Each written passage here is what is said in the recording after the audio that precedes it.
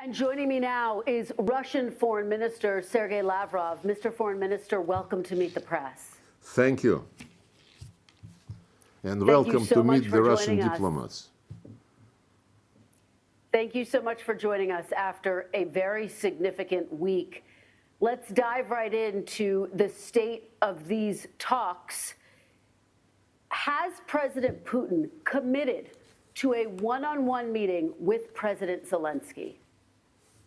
Well, those are the speculations which are being spread by, first of all, Mr. Zelensky himself and his European sponsors. It was not discussed in Anchorage.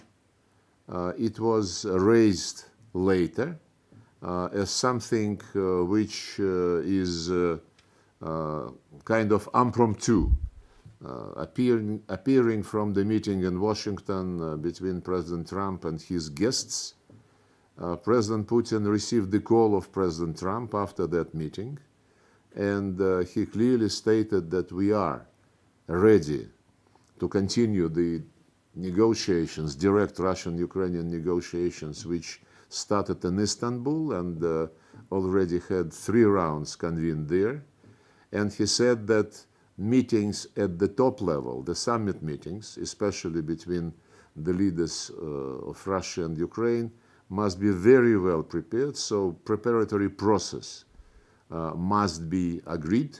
And for this, we suggested to raise the level of delegations who were meeting and will be meeting in Istanbul to address specific issues which need to be brought to the attention of the President Putin and Zelensky. And those issues relate both to humanitarian, military, and to political matters.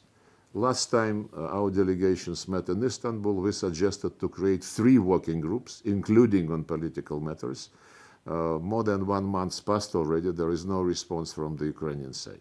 And when Mr. Zelensky says the immediate priority is my meeting with Putin, well, it's basically a game. A game he is very good to play because he wants theatrics in everything he is doing. He does not care about substance. And it is not by chance that now they try, I mean the Ukrainians and the Europeans who attended the meeting in Washington, they try to distort what was discussed in Anchorage between President Trump and President Putin regarding, in particular, the security guarantees. I read some Bloomberg reports yesterday and today saying that the negotiations between US and Russia on security guarantees for Ukraine have been, in fact, undermined because of the demands by Moscow to include the principle of indivisible security.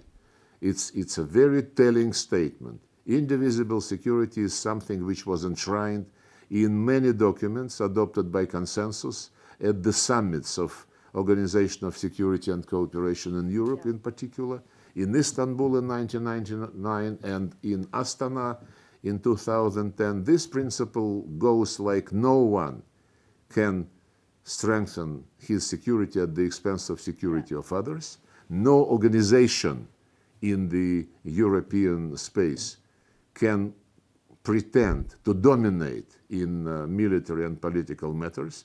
And NATO has been doing exactly the opposite.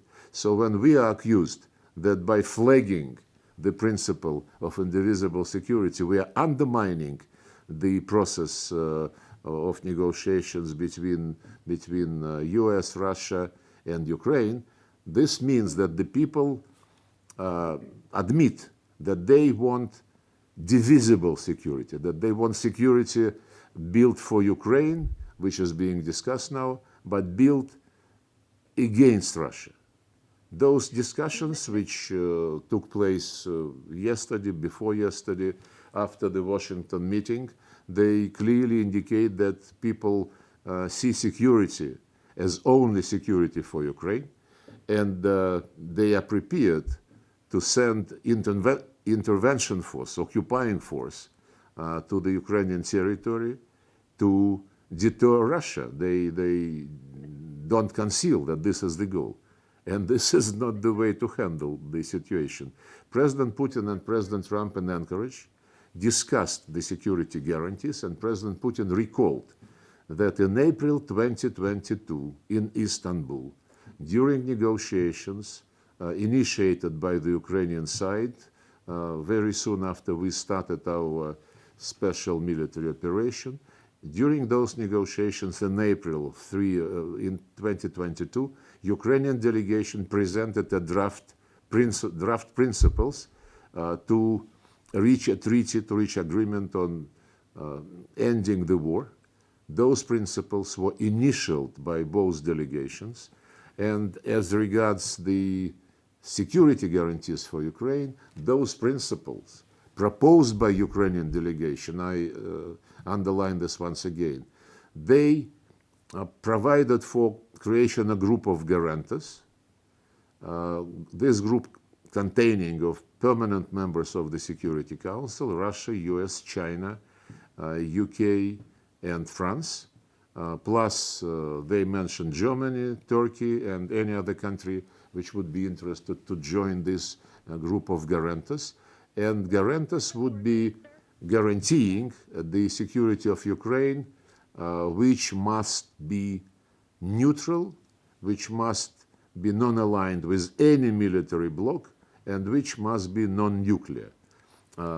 Mr. Foreign Minister, we are going to get to the security guarantees. We're going to have a big conversation about that. But I just want to stick to this idea of a one-on-one meeting between President Putin and President Zelensky. It's not just Zelensky saying it. The White House says President Putin told President Trump he's willing to meet face-to-face with President Zelensky. And I guess the question is, how can you claim to be serious about a peace process when you can't tell me directly, is President Putin willing to meet with President Zelensky? Is that the plan? Look, I hope that those who are interested in what is going on around Ukraine, they follow the statements of President Putin, especially when they try to see some wrongdoing on our side. President Putin repeatedly stated that he is ready to meet with President Zelensky.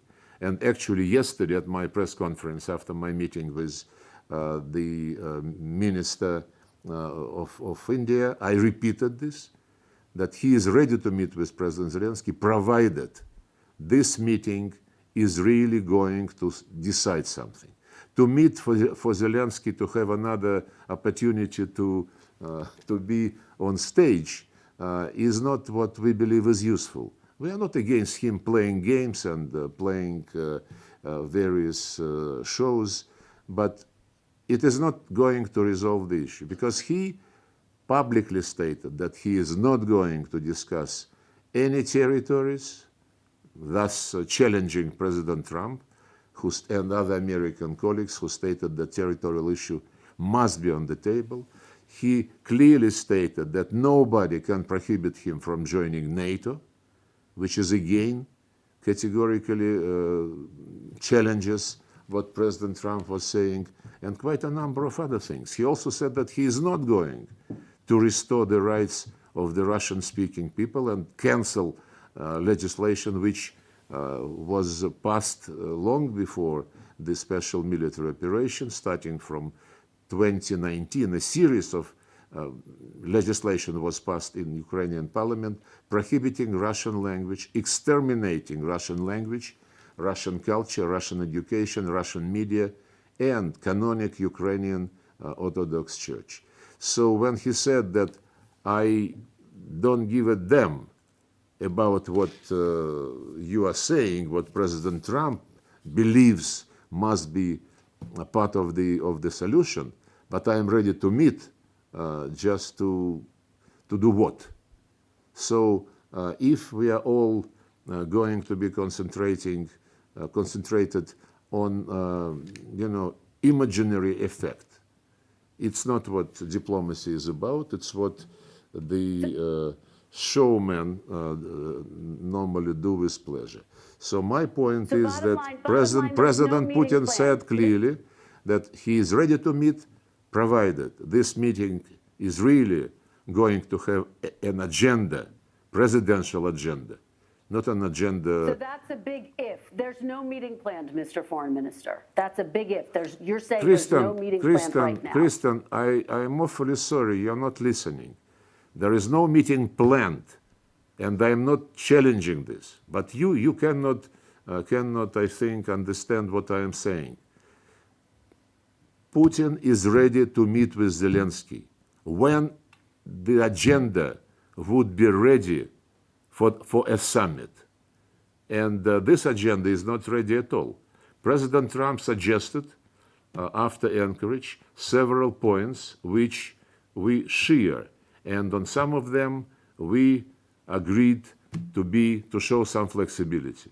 When President Trump brought those issues to the meeting in Washington, with Zelensky present together with his European sponsors, he clearly indicated, it was very clear to everybody that there are several principles which Washington believes must be accepted, including no NATO membership, including the discussion of territorial issues. And Zelensky said no to everything. He even said no to, as I said, to canceling legislation prohibiting the Russian language. How can we meet with a person who is pretending to be a leader, the leader of a country, which is the only country on earth who had prohibited a language, not to mention that this is one of the official UN languages. In Israel, Arabic language is not prohibited. In Palestine and other Arab countries, Hebrew is not prohibited. But Ukraine does whatever they believe is necessary to promote the Russophobic Nazist agenda. And the West, who is normally crazy about human rights when they discuss anything anywhere, but in relation to Ukraine, the words human rights were never used during those years after the coup in 2014. So yes, Mr. Foreign Minister, let's keep he is ready to meet. Let's keep moving. But no, we cannot meet just for him to have a picture and to say that now I am legitimate. Legitimacy is another matter, because irrespective of when this meeting might take place, and it must be very well prepared, the issue of who is going to sign the deal on Ukrainian side is a very serious issue. So you're saying you don't see President Zelensky as the legitimate leader of Ukraine? President Putin doesn't recognize him as the legitimate leader of Ukraine? No, we recognize him as de facto head of the regime. And in this capacity, we are ready to meet with him. But when it comes to signing legal documents, no, you want to have the entire picture, just part of it, which suits you. When we come to a stage when you have to sign documents, we would need a very clear understanding by everybody that the person who is signing is legitimate. And according to the Ukrainian constitution, Mr. Zelensky is not at the moment. Okay, well, he is the democratically elected president. Mr. Foreign Minister, let's keep moving. President Trump told French President Macron this week, quote, "I think Putin wants to make a deal for me." Is that accurate? Does President Putin want to make a deal for President Trump? Well, I would not go in this semantic, exercise. President Putin was invited by President Trump. He visited Alaska. They had a very substantive meeting in Anchorage. They discussed the practical way, not just who is going to meet whom and what kind of broadcasting would be provided. They discussed real things regarding security. The violation of Russian security interests was one of the root causes of what has happened. And this relates to many years of lies when we were promised, starting from 1990, and then many times we were promised that NATO would not be expanding.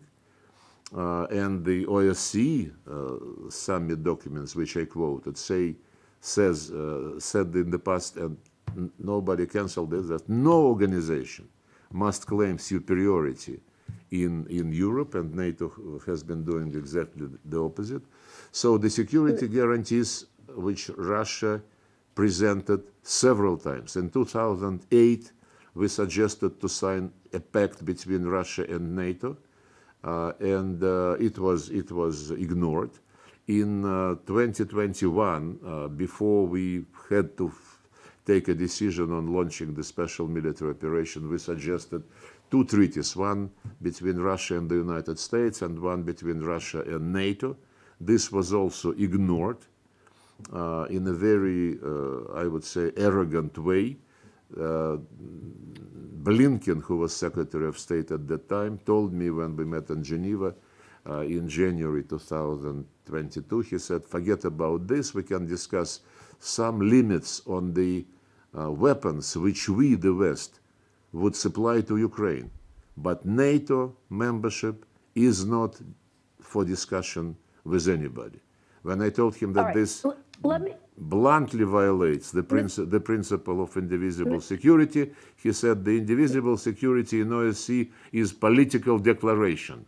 But political declaration signed by the leaders, I think is something which just out of decency, out of diplomatic and political decency, you have to respect.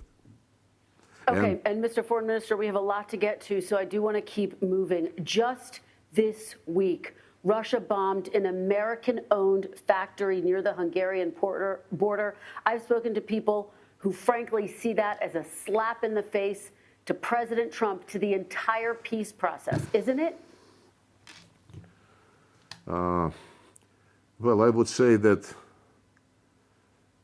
those who are sincerely interested in understanding what is going on should know by now that never ever Russia deliberately targeted any sites which are not linked to military abilities of Ukraine. This is an electronics factory, though, sir. This is an electronics factory. I've spoken to people on the ground there.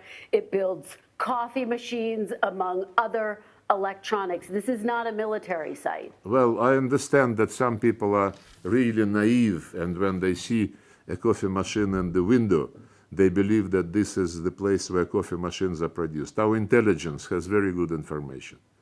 And we target only, as I said, either military enterprises, military sites, or industrial enterprises directly involved in producing military equipment for Ukrainian army. And on the contrary, I never recall any concern expressed by the media in the West regarding the activities of Ukrainian armed forces. When they, for example, in the Kursk region, when they invaded it one year ago, there is no military targets at all. All the targets which they have been hitting daily are civilian. They, by the way, took civilian hostages from there who had nothing to do with the conflict. Recently, they undertook the third attempt to blow up the Crimean bridge. They attacked a few days ago another nuclear power station. They used to attack the one in Zaporizhia. Now they attacked the nuclear power station in Smolensk. And they continue to do this. They continue to exercise terrorist attacks. There is no other way to call them. If you believe that if there is American capital in an enterprise which is used to produce weapons to kill Russians, and you believe that, be it American, be it Hungarian, be it anybody's capital, that this gives impunity to those who build weapons to kill us? I don't think so. I don't think this is fair. This is kind of, I would say, imperialistic. Yes, Mr. Foreign Minister, just to confirm, you are confirming that Russia did in fact target and attack the American-owned company that was hit this week. You should be professor in the Soviet universities, because you twisted very interestingly what I said. I did not say that I confirmed that incident. I never heard of it. I just asked a rhetorical question. Do you believe that if there is an enterprise producing weapons and being part of the Ukrainian military machine, intended to produce things to kill Russian citizens, and just because this enterprise happened to have some American capital in it, it should be immune? That was my question. I have not heard about the episode, and if you can send me some reference to this incident to which you referred, I would look at it. Okay, Mr. Foreign Minister, President Trump says he thinks President Putin wants to end the war. But if you are serious about peace, why not stop dropping bombs? Why not agree to the ceasefire that President Trump has asked you for? But we are dropping bombs. We come again and again to the same issue. We are dropping bombs on the targets which are directly involved in building Ukrainian military machine, targeting the Russian civilians, and continuing the war which Ukrainians started by instigation from Biden administration, from the Europeans, those who supported the coup in 2014 and later was doing everything to turn Ukraine in an instrument to contain Russia, and lately, a few years ago, it was announced that Ukraine is an instrument to inflict strategic defeat on the Russian Federation. So when I give the examples of what we are doing, and this has been explained repeatedly, if you can provide us a proof that we hit any civilian target without, indiscriminately, a target not linked to the military machine of Ukraine, we would be looking into this. But the facts, the facts of Ukrainian, I think I should interview you. The facts of Ukrainians hitting purposefully civilian targets are plentiful, and they are available in the information which we are circulating to the international community. Mr. Foreign Minister, here are the facts. Close to 50,000 civilians have either been killed or injured in this war. Russia has hit maternity wards, churches, schools, hospitals, a kindergarten just this past week. So either the Russian military has terrible aim or you are targeting civilians. Which is it? Look, NBC is a very respectful structure, and I hope you are responsible for the words which you broadcast.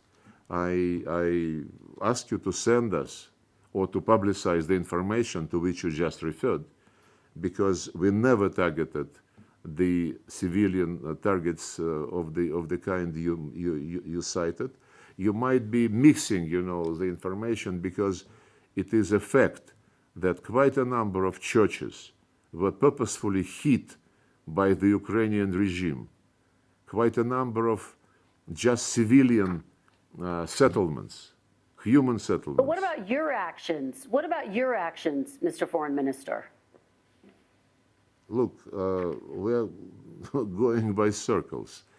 I told you already what we mentioned repeatedly, that we never target civilian sites, that we only attack the sites which are directly involved in the Ukrainian military machine, which the West is trying to beef up.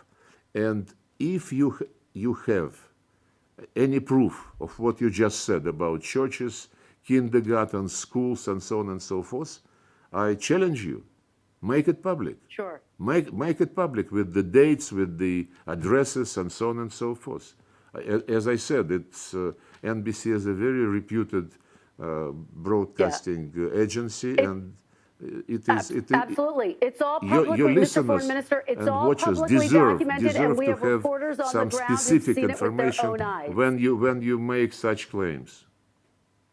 All of the information is publicly available. We do have reporters on the ground who've seen these strikes with their own eyes. I do want to keep moving, though, and talk about security guarantees, an issue that you raised this week, and you have said right here today that Russia should have the power to reject any security guarantees for Ukraine. Look, the Europeans say it's please. none of your business. Kristen, Let me just ask the question. Why? Let me just ask the question, though.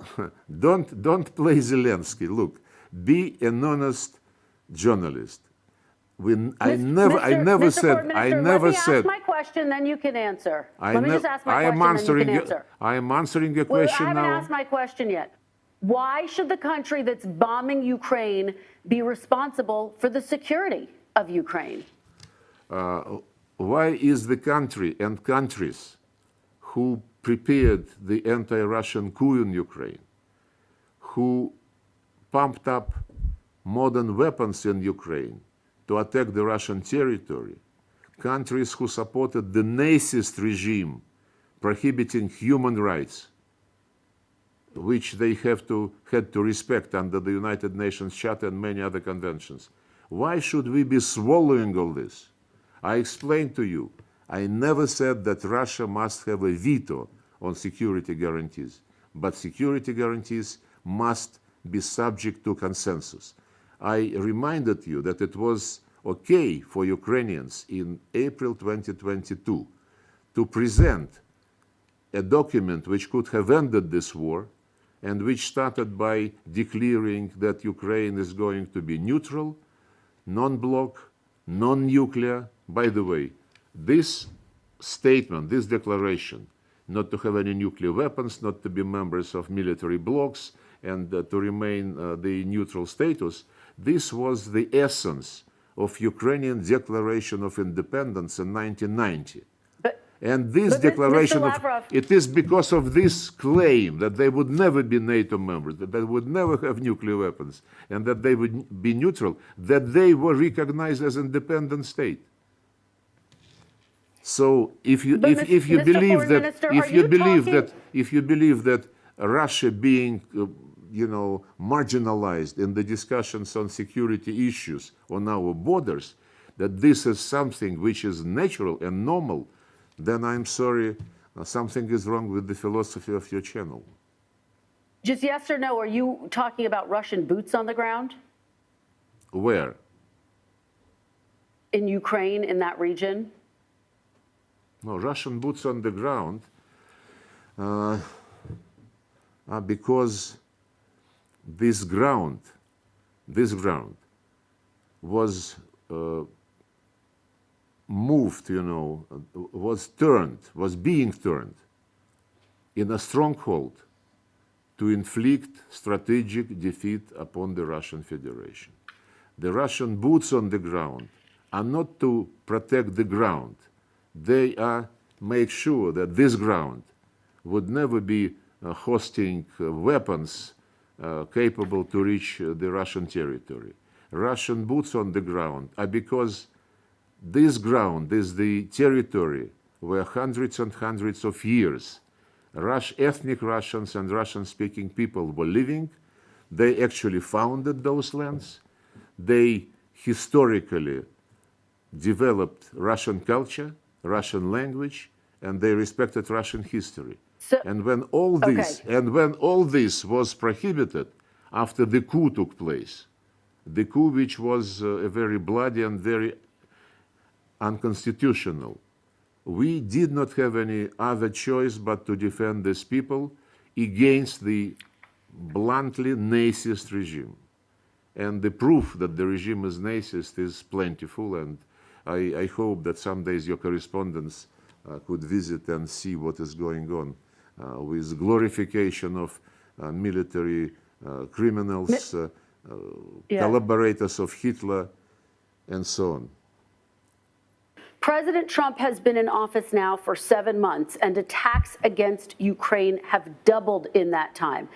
If President Putin says the war wouldn't have started under President Trump. If that's the case, why is it escalating under President Trump? Look, it's becoming traditional for some of the broadcasting channels to simplify things. When President Trump said that the war wouldn't have happened had he been president at that time, that means, in my view, that the Americans would not prepare, finance, and organize the coup to topple legitimate president of Ukraine in February 2014. Just one day after a deal was reached between the president at that time and the opposition, the deal guaranteed by the European Union, Germany, France, Poland, and so on. And next morning, the opposition broke the deal. The deal was to create a government of national unity and hold early elections. And legitimate president agreed to this. The opposition signed this, European Union guaranteed this. Next morning, there is a coup. And instead of government of national unity, the opposition announced that we created the government of the winners. Have you heard about this? I don't think so. They immediately stated, when they took over all government buildings, that their first action would be canceling the status of the Russian language. And they sent military groups to storm Crimean parliament. That's how this all started. So I don't think that President Trump, with his concentration on MAGA, on the national interests of the United States, on the common sense, would ever get involved in preparing a coup against legitimate president in any country, including Ukraine. Okay, again. No. I am answering your question. Why did we think that President Trump would have avoided this situation? I answered you. But I want to ask about what is happening on the ground right now. Attacks against Ukraine have doubled in the time since President Trump took office. On the ground, if President Putin has so much regard for President Trump, why is he taking actions that are undermining his push for peace? President Putin has regard for President Trump, respecting President Trump's concentration on the interests, national interests of the United States, national interests and well-being, and historic heritage of the American people. And I don't have any doubt that President Trump respects the same attitude of President Putin to protecting national interests of Russia, to protecting basic interests of the Russian citizens, including the right to be a nation which has very rich history, very rich traditions, and which has the duty, if you wish, to support those who share the values of the Russian language, Russian world, if you wish. And when once the United States launched a military attack, it was last century, a military attack against, I think, Guatemala or some other Central American countries, because one of the journalists was physically attacked, American citizen, American journalist. And this was never causing any questions in the American media. We are protecting millions of ethnic Russian and Russian-speaking people who wanted to be citizens of Ukraine, but the coup leaders who took power in Ukraine declared them terrorists. And Zelensky, long before the special military operation, in an interview to one Western media, he said, those who are fighting the regime, who decided that the regime does not represent the interest after the coup, they are not people, they are species. And he also said that if you believe that living in Ukraine you belong to Russian culture, Russian history, then for the sake and safety of your children and grandchildren, get out of Ukraine and go to Russia. Is it the kind of democracy the Americans support? Mr. Foreign Minister, let me ask you about something that President Putin said in June. He said, quote, "I consider the Russian and Ukrainian people to be one nation. In this sense, all of Ukraine is ours." Does President Putin believe that Ukraine has a right to exist? No, this is not true. Ukraine has the right to exist, provided it must let people go. The people whom they call terrorists, whom they call specious, and who, during a referenda, several referenda in Novorossiya, in Donbass, in Crimea, decided that they belong to the Russian culture, and the government which came to power as a result of the coup was determined as a priority to exterminate everything Russian. But as you also know, a number of those people did not want Russia. A number of those people did not want Russia to invade. Mr. Foreign Minister, do you acknowledge that Russia invaded Ukraine? Well, democracy is about the people, having a chance to vote. The people voted. The people pronounced themselves. And when it started in Crimea... Did Russia invade Ukraine, Mr. Foreign Minister? Did Russia invade Ukraine? Russia started special military operation to defend the people whom Zelensky and his predecessor did not consider as humans. They called them beings, species. You should look. You should really... I understand that you need something to sell today, but if you are raising and touching upon so serious things, my suggestion is to take a look at the history of Ukrainian development after the coup in 2014. I have some material. But it's a yes or no question. It's a yes or no question, Mr. Foreign Minister. Do you acknowledge Russia invaded Ukraine? I said to you that we started special military operation to protect. So yes. To protect the people whom the regime declared terrorists and enemies and whom the regime was bombing. Look, one thing about the facts. You were asking me about churches and so on, allegedly bombed by Russia. One very blunt thing, the simplest on earth. And I would ask you as a journalist whether you are professionally proud of what you are doing. In April 2022, when a deal was negotiated in Istanbul, but the Brits and the Biden administration prohibited Ukrainian regime to endorse this deal, there was an incident in Bucha, the outskirts of Kiev, when, as a gesture of goodwill to make the deal I mentioned happen, Russians withdrew from that part of the Ukrainian territory. This place called Bucha was retaken by Ukrainian authorities, and the mayor of Bucha was on TV saying how good that we are back in our city. And 2 days later, BBC broadcasting team showed the images of central street of that Bucha with bodies, dozens of bodies laying in some interesting order. They immediately accused Russia. They immediately, the West, introduced new package of sanctions.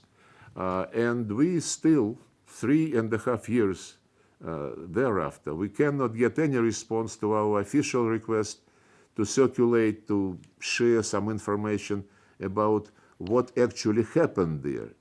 I publicly, wait a second, I'm coming to NBC. I'm coming to NBC.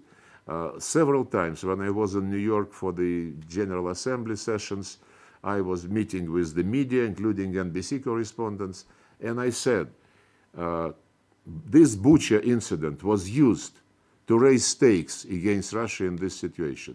Can you, and we requested the Secretary General of the United Nations, of OSCE, other organizations, can you make sure that the names of the persons whose bodies were shown by BBC are made public? Silence. Then I asked last year and year before last, I asked at my press conference the UN correspondents, guys, normally journalists are very intrusive, they would like to know facts. Can you start a journalistic investigation?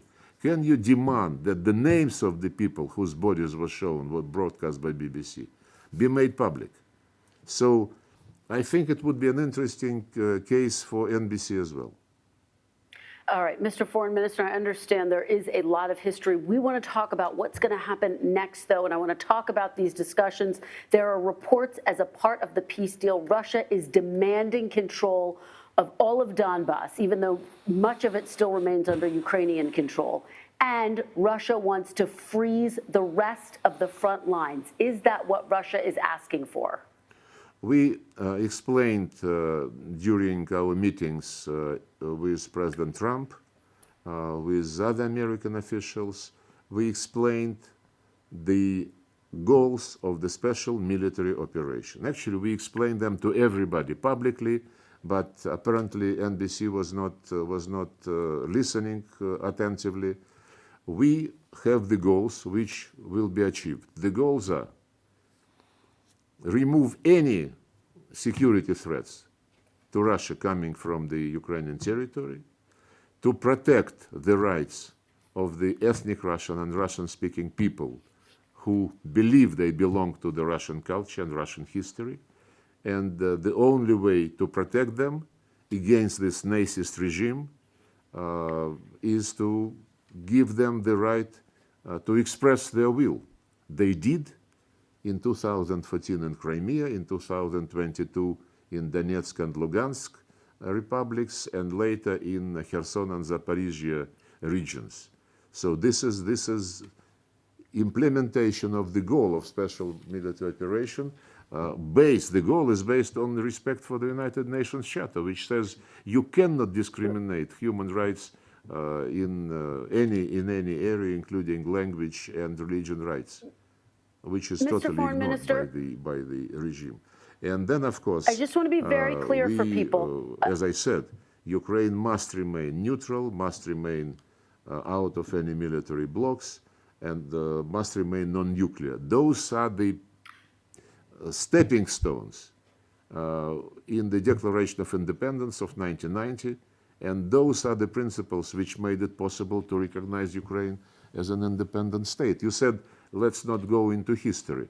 We don't want to forget about history, because everything which is going now has reasons in the decades and decades of years when the West was building NATO, was moving NATO directly on Russian borders, and was building Ukraine as an instrument to defeat Russia in the battlefield, as it were. Okay, well, speaking of history, Russia was a part of the 1994 Budapest Memorandum, which guaranteed Ukraine's security, but Russia violated that agreement when it invaded Ukraine in 2014. Why should Russia be trusted with Ukraine's security and a peace agreement? Have you read the Budapest Memorandum? Yes. What does it say? There's a security agreement between a number of countries, including you and Ukraine, not to invade another country, and that's exactly what you did. No, you don't. It seems that you did not read it. The Budapest Memorandum was signed by... and Ukraine gave up its nuclear weapons, Mr. Foreign Minister. May I answer you? That was a critical piece of it. May I answer you? Ukraine Yes. gave up the nuclear weapons, exactly. And then it was the memorandum guaranteed the security of Ukraine as of any other non-nuclear state. And the legal obligations of the nuclear states, when they give guarantees to non-nuclear countries, is not to attack, to use nuclear weapons against non-nuclear states. We never ever signed up to providing security to Ukraine after illegal, bloody coup d'etat, which brought to power open nazists and racists under anti-Russian slogans. When they said that we changed our constitution, now the constitution says they would be members of NATO. Now Zelensky, in, I think, January 22, was saying that it was a mistake to reject nuclear weapons, and they might think about having them again. This is not something which we guaranteed in the Budapest Memorandum. And apart from this, wait a second, please. Budapest Memorandum was accompanied by a declaration by those who signed the Budapest Memorandum, which said that all participants, including Ukraine, would respect human rights, would respect the rules of OSCE, principles of OSCE, non-aggression, and so on and so forth, which was grossly violated by those who took power in Ukraine in February 2024, 2014, with the help of the United States, when Victoria Nuland proudly stated that eventually we spent $5 billion, but we achieved what we wanted. She said this after the coup. Okay, Mr. But this is Foreign history. Minister, But this is history. I just want to be very clear. Is the only concession Russia is offering not to invade the rest of Ukraine? Is that your concession? No, we don't speak in those terms. We don't have any interest in territories. We have the biggest territory on earth.